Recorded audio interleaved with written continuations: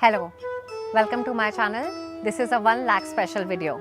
In this video, at the outset, I am going to be sharing my entire experiences and to what kind of privilege or lack of privilege I had right from when I was born in 91 to 2023 when I am about to turn 32 very soon.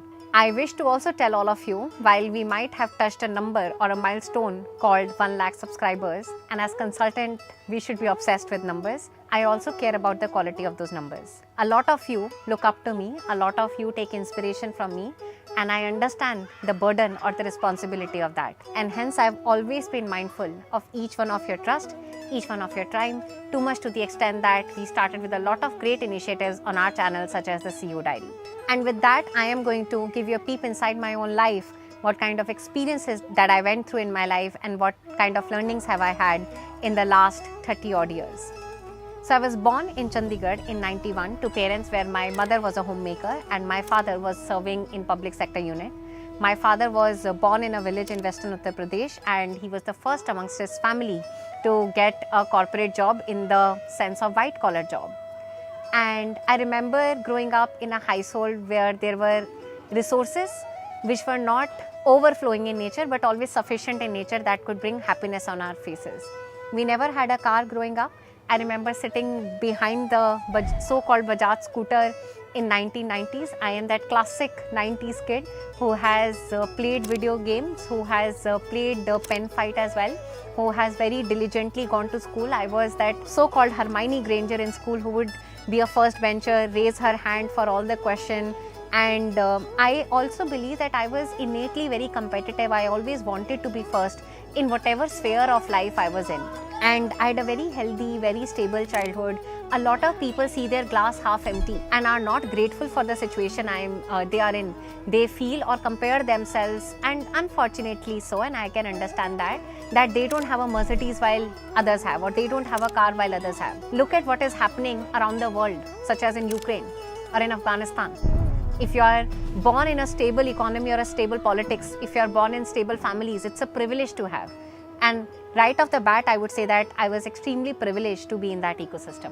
Came class 12th after securing glowing marks in CBSE. I decided along with my father's will that we will prepare for IIT JEE. And I have very famously celebrated my failure journey of IIT JEE. And I think that in the hindsight would have set the foundations for my second future tech school called Global Tech Initiative, where we are preparing for AI roles.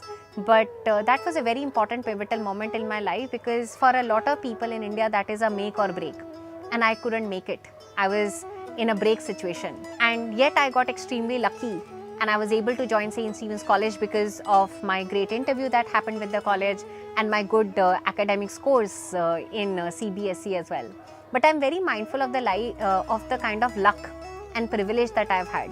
It may not be of the level of a privilege that Ambani and many business tycoon families have had, but small luck in the sense that if not IIT JEE, but then St. Stephen's College, when itself is a prestigious college in India. 3 years at St. Stephen's College were amazing. I met the best of friends. I found myself. Those were the 3 years in my 20s where I had a lot of time with relaxation. I thought more, did less. I found myself as well. In fact, I credit a lot of my values in life back to the values at St. Stephen's College as well. That college didn't have a rat race culture. A lot of people, in fact, from what I know till date, do not even apply for placements. And that culture taught me a lot of great deal about learning over grades. That culture taught me a great deal about getting experiences for the heck of getting experiences and not just experiences for getting a CV point. And after St. Stephen's College, of course, I got to join a boutique consulting firm where I got foundations of the consulting firm right. I was working with the boutique consulting firm started by 2X McKinsey's. And then came the most important decision in my life where I had another premium consulting offer at an age of 24. And I had Government of India consulting job offer at an age of 24. The government role paid me less, but I was able to work next to the former chairman of McKinsey & Company and impact a lot of people in this country through my strategical brain and through the other implementation levers we were trying to work upon in the e-governance. And that experience really changed my outlook with respect to what I really wanted to do in life. And that government experience taught me a great deal about impact, taught me a great deal about the governance model, taught me a great deal about what eventually would be my path in life career-wise, which is eventually social impact, and that's why I dedicated my life towards education.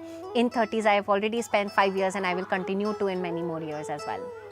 And after that, of course, I decided to do my MBA. I didn't do really my MBA because everyone was doing an MBA.